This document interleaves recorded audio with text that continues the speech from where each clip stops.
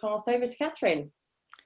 Thank you very much, Claire, and Sarah, who's always in the back doing great things and making all this happen. It's been a great journey, and to all of you, welcome aboard.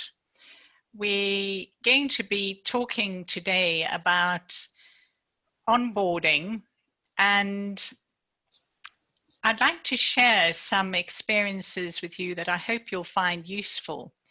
Because as a recruitment and retention coach, I'm often approached by companies when they're either having problems trying to attract and recruit people in the very competitive market of Cambridge and London. And then at the other end, they find they've got employees who just thinking, is this the right job for me? Or they're losing them. And this is where I go in and find out that very often those employees have fallen out of love with the company pretty early on. So I hope that these approaches that I've fine-tuned over the years, and that I know Suzanne will also be sharing some with you, are useful for you in lockdown conditions and afterwards. Now, for me, onboarding is not a simple tick box exercise. It's almost like I see it as a delicate balancing act. Now, on the one hand, you want to get your employees, I know, up to speed really quickly on how things are done, where they're done, by whom. But on the other hand, this is such a massive opportunity to win their hearts and minds. And it's even harder work when we're doing this remotely. And building on the webinars, if you hadn't joined us, I just gave you a very quick recap because you might find some of that useful. In the first webinar, we talked about how we need to think about our mindsets. We're operating in a sensory deprivation chamber. We can only see people and hear them. So what do we need to do to listen and ask the right questions to know that they're on board with us? And then in the second webinar, we spoke about whether they not just can do the job, but want to do the job, and whether they will fit in. So we've done the hard work, we've adapted, and if we don't onboard and regard it as a very delicate balancing act, we can very, very quickly undo all of that hard work. And this is the most important part of almost transforming the new starter from just a candidate to being part of the DNA of our organization. Now, I'd like to get your thoughts about this. What percentage of employees do you think their organizations do a great job of onboarding?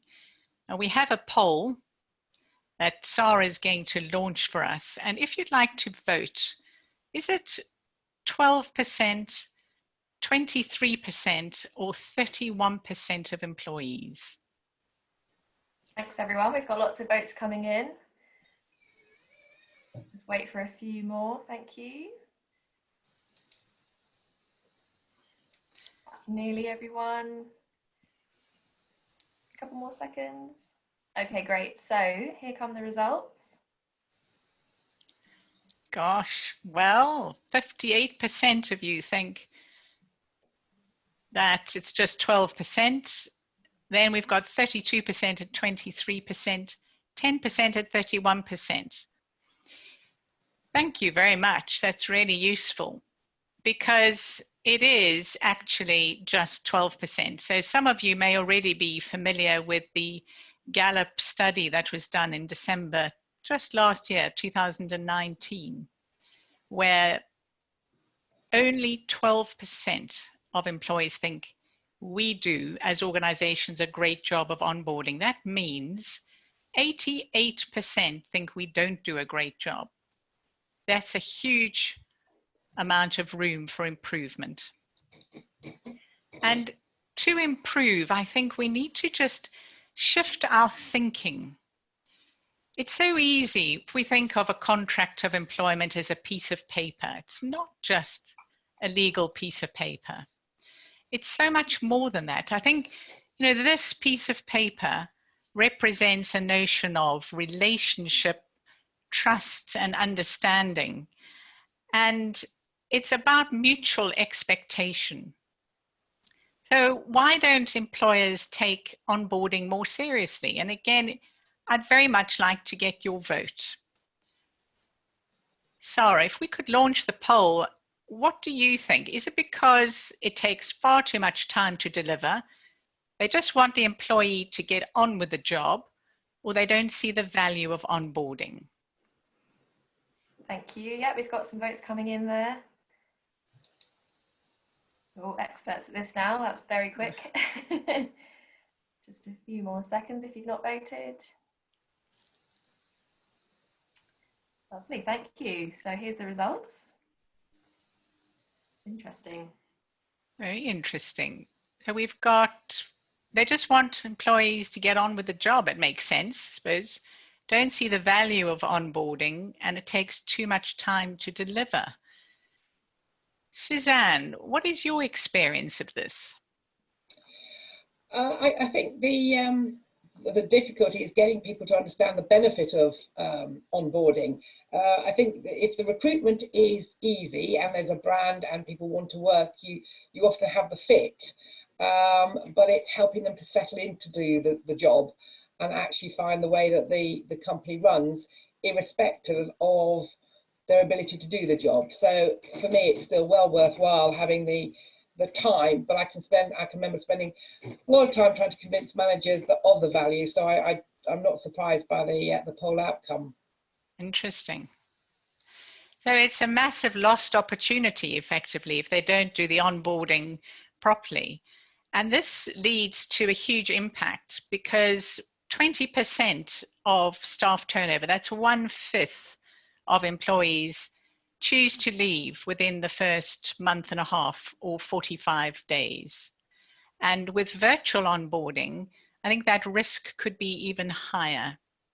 Now, some of the reasons that those employees have given when surveyed for why they've left in those first month and a half, the first big one is a sense that they just don't belong.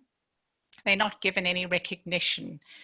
And this could be that, let's say we were still all in our offices, you leave them to have lunch on their own. They're feeling isolated. Well, what could we do about that in a virtual situation? We could probably organize a virtual lunch or team get-togethers, but we're likely to feel even more isolated now than ever before when we're starting a new role. We also hear from employees that they don't feel their diverse needs are being taken into consideration. At home, I mean, how many of your new employees actually have a proper place to work, a dedicated area? Are they sharing it? I've heard people saying, I'm sharing it with my children so that they can do their homeschooling. So perhaps their diverse needs are that they need to work at different times of day. Another big one is, and I've heard really big companies tend to do this, they've got this wonderful onboarding system, but it's all virtual, do it yourself. And there's no one to ask, no human touch, which is critical at this stage. And another biggie that I think we need to be careful of, and I've experienced it, but fortunately I've had some time, is information overload at a very fast pace. It's been 6 weeks of lockdown, I think. I can't remember how many weeks now. But in those 6 weeks, I've been exposed to 6 different video platforms and got the hang of them. But that's been quite a slow pace and able to use them. Now, if we were with somebody face to face, you get that glazed look at the end of a day when you can see someone's just taken in far too much information, and you might say, look, just relax, tomorrow we'll go over it again. if you ask your new virtual employee how they're getting on, they're not likely to tell you that they're losing sleep and worrying about catching up. So be careful of that issue of information overload. So who owns onboarding? I think internally, people might assume, and HR, I'm sure Suzanne, you agree with me, that it's HR who normally has to do it, but it might also be the line manager. But I think it begins earlier than that. If we think of that internal recruiter or even the external recruiter who's built the trust with the candidate and knows them, understands them, has almost sold the organization to them, they need to deliver on that promise. So they need to hand over to the next person and let them know how much they want the job and what's important to them. And remember, in the last, if you weren't here, I'm going to just do a quick recap. In the last webinar, we talked about a three-legged stool, where it's so important that we, yes, can they do the job? And we focus on that. But equally important is, do they want to do the job? So motive really matters, as well as, are they going to fit in? So we at a massive risk with onboarding if we're focusing completely on can they do the job, and then they become disengaged because we're not involving them and taking their needs into consideration. Now, Suzanne, when I met you at Paragon Packaging all that time ago, I seem to remember you did a great job of onboarding. I think the onboarding, in all honesty, it was always a struggle because line managers wanted the person to get out on the road or start printing. But I think it was considerably assisted because everybody, and I would say virtually everybody, you know, the most junior trainee printer up to the sales directors, they were effectively headhunted. So people knew that they would fit in, and people had chosen them. You know, there are lots of people who can print or sell print or whatever, but they were often specifically chosen because they would fit within the organisation. And I think that made the onboarding, which was wasn't perfect, but it made it a lot easier because you'd already got that that connection. But for me, the onboarding is really, really following through on the fit, and irrespective of how good recruitment is, there's always the, is this the person that we thought? So onboarding is really, really checking out the fit, that it does exist. Most people are recruited to do the job. That's not the real challenge. It's will they fit into the team. Interesting. That just shows, as I've said before, where we're focusing so much of our time on in recruitment isn't necessarily the right thing. Now we've got somebody who can do the job, but are they going to fit in? And to help your new hires to navigate this new territory that they're in, I've, over the years, thought about this quite deeply, because as we said, this is an opportunity to really get them to buy into your business and ensure that they fit in. So I've borrowed from Dan Pink. I don't know how many of you know Dan Pink, but he is a career strategist, and he's really done a lot of research about what motivates us all at work. Instead of all the traditional things that, yes, we know they're important, but they don't keep us motivated for a long period of time. Things like salary and childcare vouchers and holidays aren't what it is, but it's those intrinsic motivators. And I've taken this concept, and I use this with my clients when I'm coaching them, to have a map when they're onboarding their employees. And the very first part of the map is the mastery. Now, when we're talking about mastery from a Dan Pink point of view, that is about that in desire for us to improve. We want to get better at what we're doing. And during that recruitment process, we spend so much time assessing that person's level of mastery. We've hired them for their skill set, as Suzanne pointed out. But your context and setting is so different to the one that they've been operating in and using those skills. So from our perspective as employers, we want to train them to gain more mastery and to operate more effectively. But from that employee's perspective, what are the skills that they want to develop? What's going to actually make them feel masterful and enjoy what they do? So if we balance the two, we get a win-win. Suzanne, do you have any thoughts there? I think it's a difficult area. I was talking recently to a lawyer colleague, and they had chosen to leave a large corporate firm of lawyers, had become very settled in a much smaller firm, and then that firm was acquired by another very corporate type organization, and for them it was very much a sense of having to understand from home, and also in this case manage a team in terms of how does the new company do business. You know, how do we send our legal documents, how do we bill our clients, what do we bill, you know, is it a different set of fees, and it is very important, I think, for all parties that the information is effectively passed on. You know, lockdown has made that passage of information harder, but it's still essential, because it's, you know, how does the organization do business, and if you don't know the rules, written or unrules, you're always going to be at a sort of a discordant with that organization, and then that, I suspect, is part of the people leaving quite early because they just don't know what's going on. Yes. Where do they belong? Yes. It's really interesting, and that leads me on to the next part of the map, which is autonomy.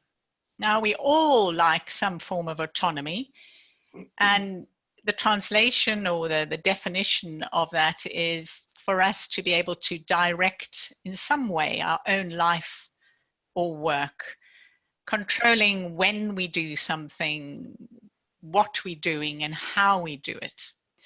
And this has been directly impacted for all of us by COVID-19. We no longer have the autonomy to go out to cafes, bars, restaurants. You can tell what's on my mind: food. Meet up with people, hop on public transport, go to work, socialize. All of that has been seriously impacted. So if we take this into the person we've just hired who's sitting at home, who wants to be able to have some sense of autonomy over their work, it might be a little bit dangerous to say, just get on with it, because every journey has some form of boundary. We might need a timetable. We need to get to know, as Suzanne, you were saying, the written and the unwritten rules, to know just within what parameters we're operating. And Suzanne, sometimes this can be problematic. I think you mentioned about an FD who was coming up against one employee being far too autonomous. Yes, I think we all like to work to our own style and pattern, and I think this fits in not only just with the challenges of onboarding, but also onboarding where more and more people are going to be working from home. That seems to be the general discussion. And you know, you still have to manage a team, you still have to work together, and that's going to be even harder. And this particular client was frustrated because one of their team members, although you know it wasn't a new member, but this particular person had chosen to work primarily of an evening. His view was that he had to look after his children. Perfectly understandable with homeschooling. However, his colleagues couldn't do their work without him doing his set of the processes.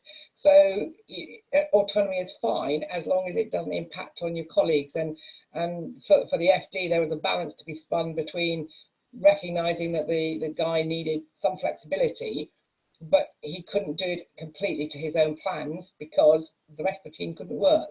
So autonomy is important to us all, but it has to be balanced. Mm. Yes, that's an interesting example. And I think there's perhaps also this another really important part of giving your employees a sense of autonomy is about trust.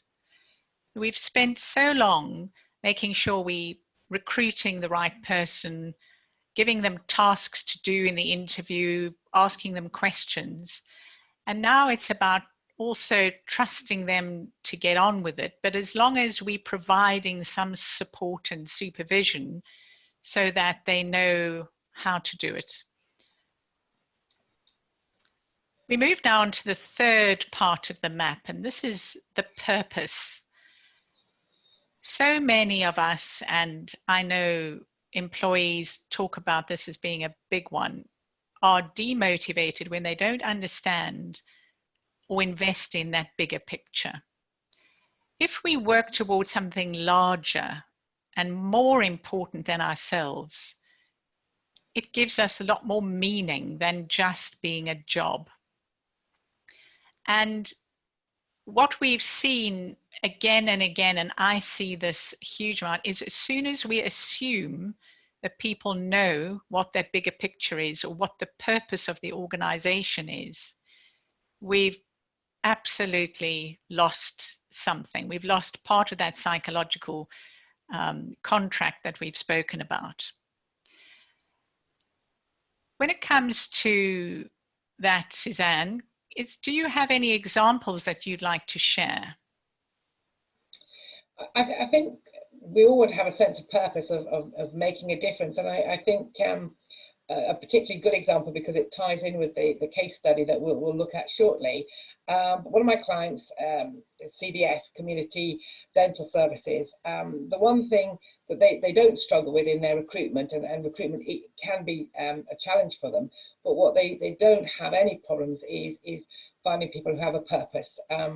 These are all providers of specialist dental care, and by which we're talking about people who have very specific needs as well as dental needs. So these dental clinicians, dental nurses have one remit in life. They've chosen to do this form of dentistry. It's very, very specialist, but in their world, they're making a difference. They could be high street dentists, they could be doing the normal stuff, but they've chosen to work with people who've got particularly difficult needs or particularly ill, maybe, you know, behavioral issues with youngsters who literally will not sit in the chair, in the dental chair. So very different, but they have no doubt about their purpose, which is lovely when you talk to them. They are making a difference, and that's really their reason for getting out of bed. Gosh, that's excellent. And something as you were talking that struck me is we've been talking today a lot about new starters and onboarding them. However, I'm often called in to coach people who've either come back from maternity or long-term absence for some reason. And we forget that in their absence, the organization has also changed in some way. I've just completed some coaching sessions with somebody who was on maternity leave, and in her absence, her boss left. She came back to a new line manager who had very different purpose for their department, and she didn't really buy into it and know where she fitted. We then went into lockdown, and that manager departed, and now she's got yet somebody else. And for the very first time, and this is a positive, the new line manager has sat down and had some career conversations with her.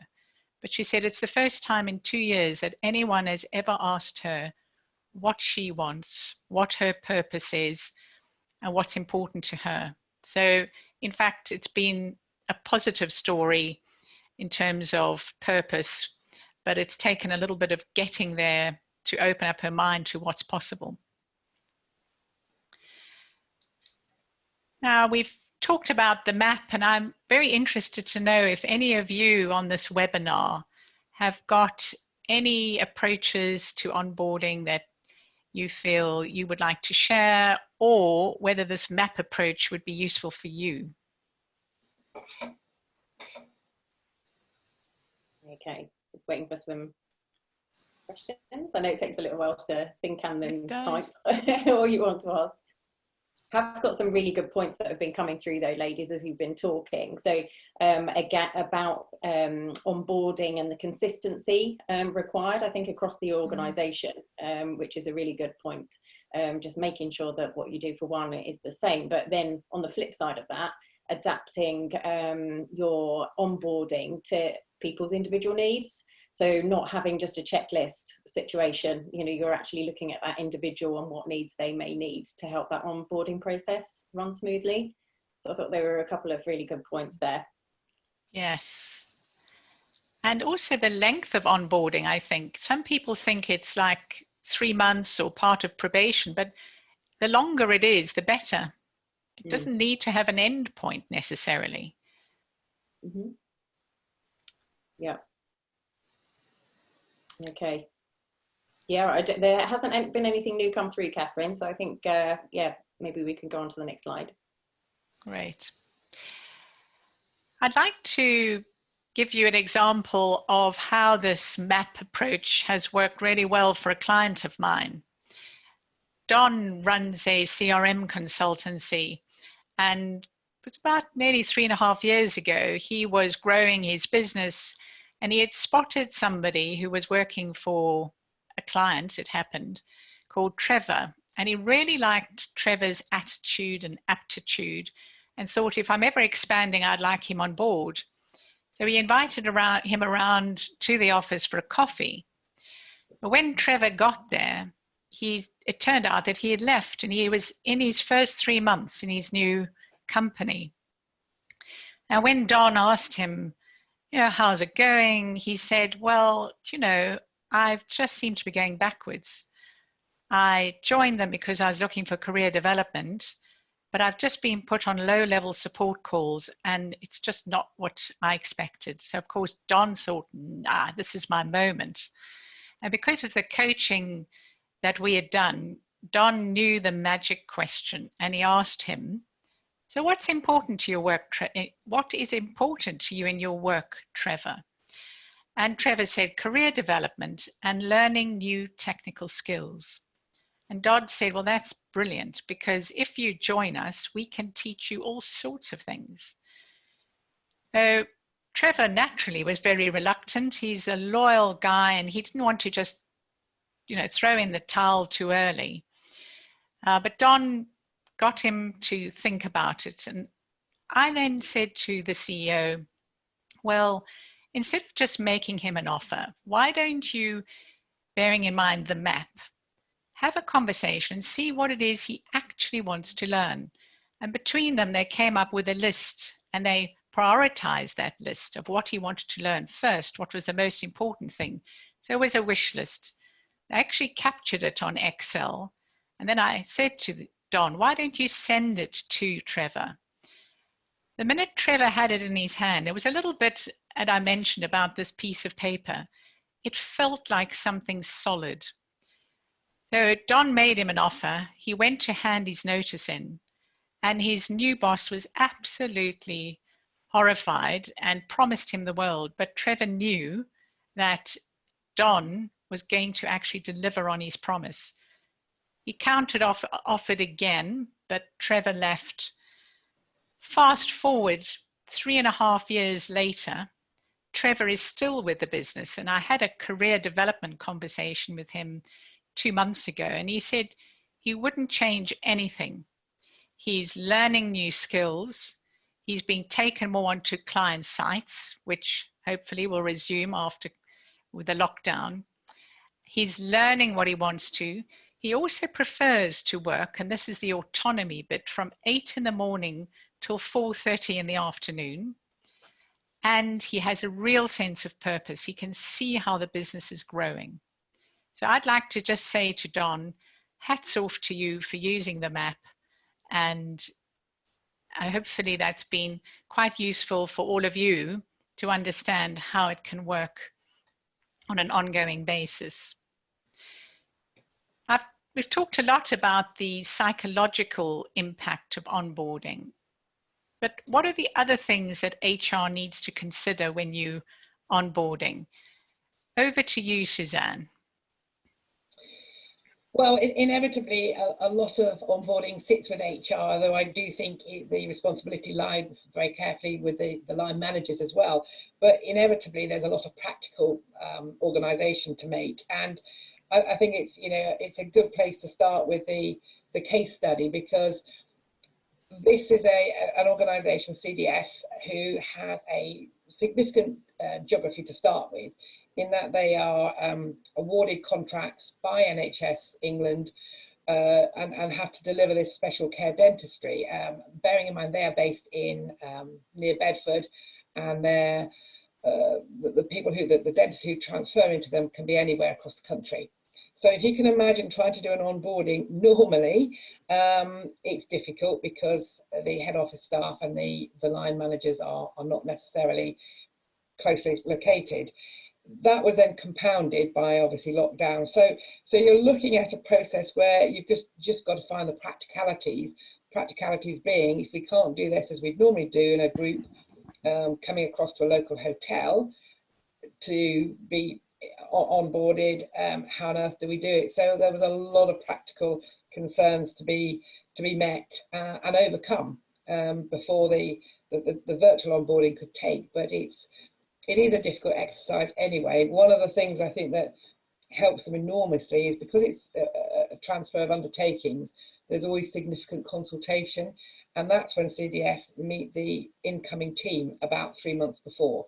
And that's undoubtedly helped how they've delivered the virtual onboarding in this occasion, because they'd already met the people who would transfer. Not always possible, but I think there's a common sense approach there. If you can meet people before they join your organisation, barriers are reduced. Mm. So with this huge kind of, unexpected, we're now in lockdown, we've got 100 people coming on board, what did the HR team actually do? Well, the requirement to deliver the material didn't disappear or wasn't reduced in any capacity. They are hugely governed, as you'd expect, by dental regulations, a lot of clinical governance. So those processes still had to happen. So there was a lot of training material that needed to be put onto a virtual platform as opposed to being delivered, face to face in a local hotel. There was also the practicalities of life. How does a new person book holiday? How do they change their bank details? How do they claim their expenses? So that as a system is already in place, but the HR team had to design effectively a training session that people would then do from home, likewise with all the clinical material. So there was a massive IT challenge, both in terms of could their own organisation accommodate this, and could the sort of, if you like, the end users were two groups. They weren't a combined group, they were two separate groups, but they were transferred on the same day. So it was actually double the challenge. So practicalities hugely orientated around training material, governance and IT capacity, both CDS's and also, the end user, the dental nurse who's trying to supervise the kids doing their homeschooling and share maybe limited IT facilities with partners. So lots of practical issues. Yes. A bigger challenge than normal, and it's big anyway because of geography. So thinking about those IT challenges, how did the IT department cope? Because I imagine you've got 100 people sitting at home, and they've all got very different systems. Maybe they don't even have a laptop because they weren't expecting this. So how did they get onto the systems? What did they do?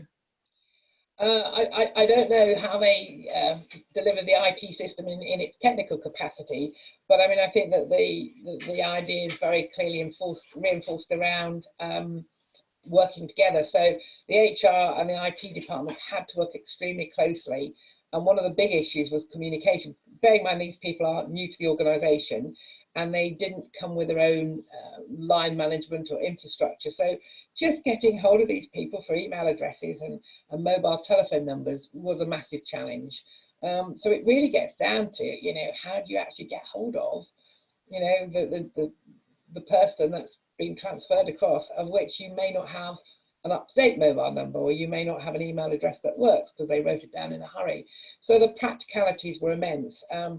I think the HR department's definition that it worked by sheer fluke is an understatement. I know how much planning they do, but it was a big communication exercise between line management, HR and IT to make it work. It was a big team effort, and that's probably the start, middle and end point. Yes, and thinking about that, and if you've spoken to them, what do they take away as any learnings? I probably would want to do it again, but in all honesty, I mean, you know, the lockdown in its current status, who knows, may come back again. Some of the issues will always be with them, the geography, you know, the sort of the transfer of the cultures. However, I think it's given them a better grasp of delivering material online. They were already good at that, but that's probably been an opportunity to reinforce that and to have a training package. So instead of just saying, well, you'll find that button on Cascade, you know, put in your holiday request, now they've got a training package. So whilst it was a very, very fast turnaround to deliver this, you know, like all things, you know, there are always benefits. So I think it's enabled them to really develop the online delivery, but I don't think they would say it's replaced that face-to-face. And maybe at the end of the day, there will always be that, you know, it's really nice to sit down with somebody or the new group. But, you know, that's the world we are in at the moment. Yes. And maybe another takeaway is be really nice to your IT manager. Absolutely. Without a shadow of a doubt. And I think the IT capacity will always be a factor in this, because, you know, it's unknown. And of course, for this particular group, they were also trying to set up the IT for the new clinic. So these clinics are part of the contract. So IT was already stretched because they had to make sure that the IT system was up and running for patients, you know, literally the next day, albeit obviously the patient process has been very, very limited because of the restrictions. But yeah, busy IT, busy HR. Right. I think it's maybe just touching on a couple of comments as well, just getting the whole organisation invested in and involved with the onboarding is probably the key, making sure that the line managers are taking responsibility as well, just to take the weight off HR. Absolutely, yeah, absolutely. Although everybody thinks it's HR, but it really has to be all parties, because they all have an investment in that process. Perfect. Thank you. Thank you so much, Suzanne, and for sharing that. We now have just some tips for you to take away. 5 tips to share with you for onboarding successfully via video. And that is to really introduce them as soon as possible and as effectively as possible to people in the organization. Because relationships, as we've seen, really underpin how that organization functions and gets things done. I mean, we don't do things in isolation. We really are doing it together. And Suzanne, I just wondered how CDS dealt with this, bearing in mind that massive geographical spread. How did they get them to meet the necessary people? Well, this has obviously always been a challenge, because, you know, the head office is in Bedford, or the Bedford area, and their contracts are well, Middle England, I guess, in terms of from Suffolk to Derbyshire and everything in between. So geography has always been a challenge, and what we looked at 2 summers ago, summer 18, was for a Cambridge business to provide 2 very bespoke films, really to introduce everybody to the top team, and to again also help them settle in, because in fairness, in reality, you know, they may not see the CEO or the senior clinical director from month to month. You know, it is a big geography. So it was about getting them to see these two separate films that could be just set up at any point. Obviously, it's been very useful for this process, but it was already in place. So I think if you've got a geography that doesn't help people knowing who's, you know, who's who, little things make a difference. They weren't particularly expensive, and they were very short. It's not a lengthy training film to, you know, take people out the job. It's just a little bite size. This is so and so, and this is where she works, and you might see her, or, you know, you might see her in next month or next week because she gets around. But just familiarization. Great, thank you. Tip number 2, and that is to schedule frequent one-to-ones with your new starter, because they're going to be feeling a little bit nervous. And if you have a good feeling of personal connection with them, it's going to flag up any potential issues that they might have. I often think, and we talked about this in the first webinar, didn't we, Claire, about, you know, having a cup of something rather than a glass. Apparently the cup is meant to be more relaxing. Maybe schedule a video chat, and you might even say, oh, I've got my cat on my knee, have a relaxed chat, get to know them as people, rather than just throwing them in the first time round. Zan, what do you think? I absolutely endorse that. I mean, I think, you know, whether these are normal times or you know, less restrictive times, you just need to make that relationship as strong as it can be. And I think, you know, for me, even if I couldn't meet the person, even if I couldn't see them on a regular basis, certainly with Paragon, we had 5 or 6 sites that were across the UK, so you couldn't be around all the time. But, you know, it's just nice to phone and say, look, you know, this is my HR team, this is where we are. We're always at the end of the phone. We do get about, but, you know, call us, don't wait for a problem, because I think people are reluctant to ask for help. But if they know it's okay just to phone and say, you know, what do I do about this, or I'm happy about this, you know, problems are nipped in the bud. So that nice chat, that, you know, you're getting to know somebody. What do they do normally at weekends? You know, just about developing the relationship, because, you know, the more you work with the person, the comfier the relationship is. Thank you. Moving on now to the next tip, and that comes back to the tech. That is our form of communication, especially now. And it's the little things. I call it sometimes netiquette. What in your organization do you use to communicate, and how? So it might be that you're using Slack for instant messaging. We're going to use Microsoft Teams for our team meetings. And we're going to be using Zoom or telephone for one-to-ones. So don't assume that they know which is for what. Give them that orientation. And coming back to the map for tip 4, here are some questions that you can ask to actually check that you're looking and helping them with their mastery. Questions like, what do you need to improve, or what have you learned in the last week or 2? And for autonomy is, do you think you've got everything you need? How can we help you succeed? What other tools do you need? And for purpose is, how important do you believe your role is in the organization? Or do you know just how important what you've just did was to helping us achieve X, Y, Z? So it's those constant conversation, because it's far too easy to focus on the mastery and forget about the autonomy and the purpose. And then tip number 5, and this is about culture sharing. You spoke earlier, Suzanne, about Paragon, just getting the culture right. Now we've got to share that culture across video or in some way. How could we do it? And I think a lot of storytelling could work here. quite well. In those team meetings, perhaps you could talk about the good old days before lockdown, how you did things in the office, some of the characters, what were the things that went right and what went wrong? What are the unwritten rules? Those are all the things that will give that new starter a sense of what it's going to be like afterwards.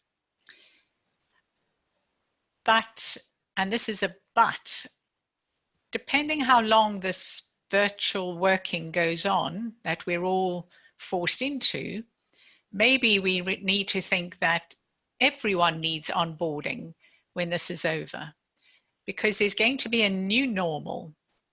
I was struck the other day, the inspector of schools was asked how children would be able to go back to school and what was it going to be like, especially for the little ones, to see a teacher with a potentially a full mask and protective gear on. You know, what's that going to be like? So perhaps we all need onboarding. What do you think, Suzanne? I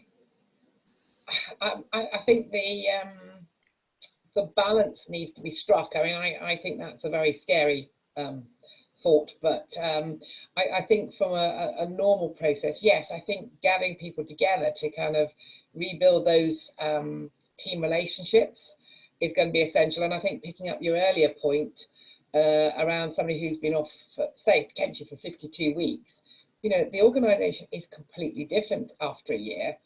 And, you know, the whole kind of, you know, bringing them back up to speed, I think is very sensible. I think that was a very valid point. You know, people do change over a period of time. And, you know, by the time we all get back to some kind of normality, it's certainly going to be a good 3 months.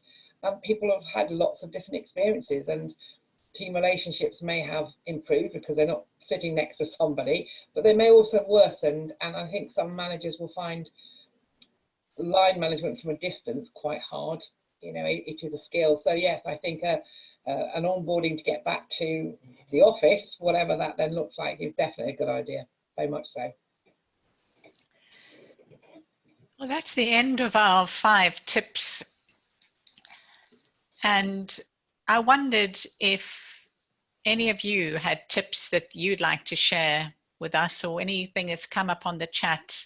Yeah, we could talk about. Lots has come up on the chat, which has been great. So I think, thank you, ladies. You've covered so much. You can always tell as well, because there is less on the chat, which is great. Which just means you're going over lots of really valid points. But there are something from Joe here, which is thanks, Joe.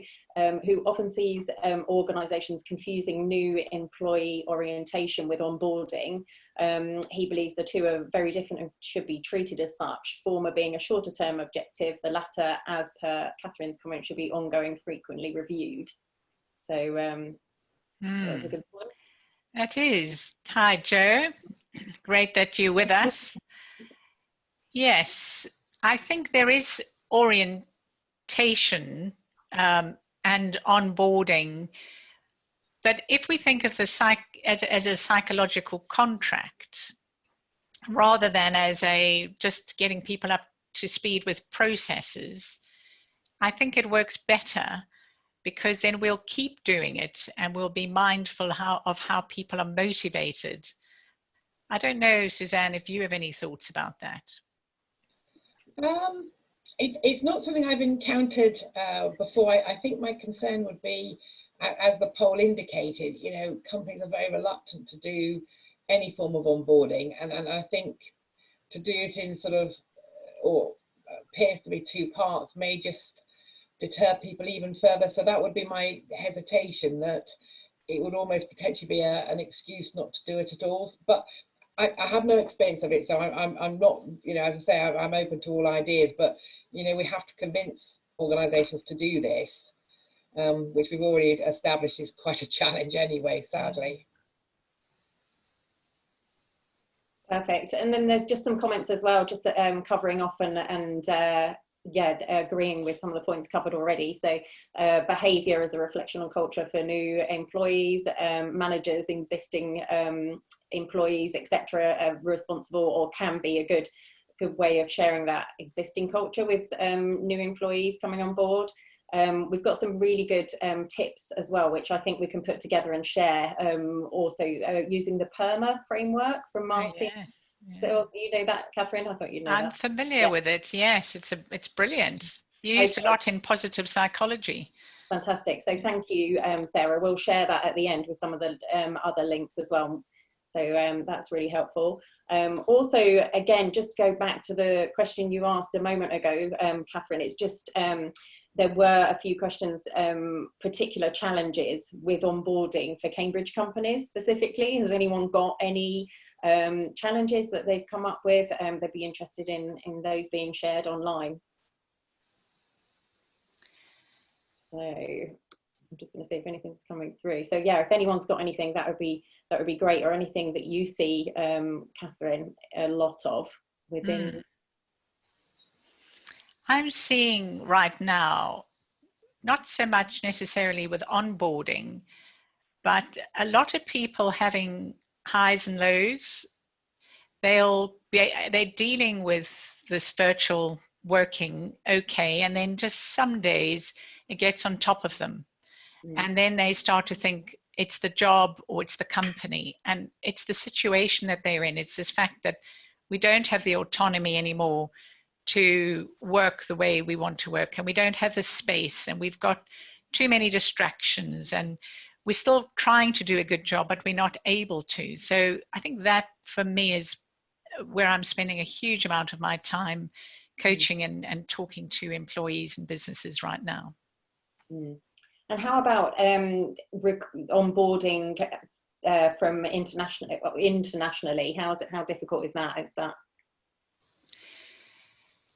Well, Don from the CRM consultancy, he's done quite a lot of that. He has developers based in India, and he finds that it can be successful.